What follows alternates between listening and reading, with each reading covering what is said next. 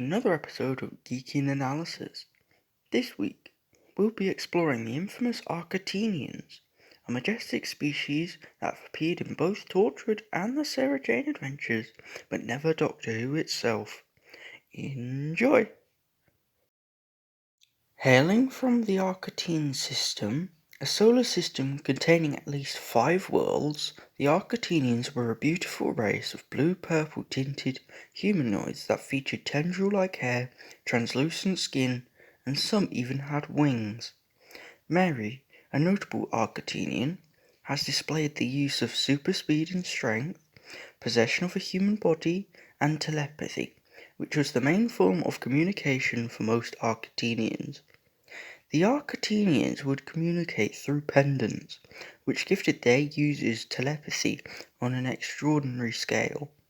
However, those on Arcatean 4 had begun using oral communication. However, these conversations could take up to hours to complete, meaning there wasn't an effective communication for the Arcateenians at all. On the other hand, Arcateenians on Arcatean 4, the most notable of the Arcatean worlds, had developed such a way with words that they can become very creative, often writing poems. The Star Poet is an example of this creative development. Arcateenians had also developed several methods of faster-than-light travel, which were both mechanical and evolutionary methods, as well as a range of spacecraft in general. They had white hearses that were powered by 2 battery packs and carried a suspended animation chamber. In the 1800s, the Arcateenians had a 2-person handheld transports that were used to transport criminals. They were powered by dark matter and could teleport the holder. The Star Poet had developed wings and could use those to travel, apparently reaching mega speeds and perhaps even faster than light travel, eliminating the use of mechanical machinery. According to Mary, the Arcateenians were a savage people, who were even tyrannical.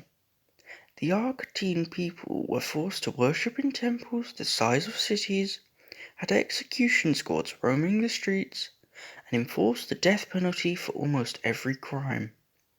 The Arcateenians also had a tradition of burying defeated enemies on a barren, savage outpost. However, Jack suggested that the former 3 ideals were lies created by Mary, who was actually an escaped criminal, to convince Tosh that she had been oppressed.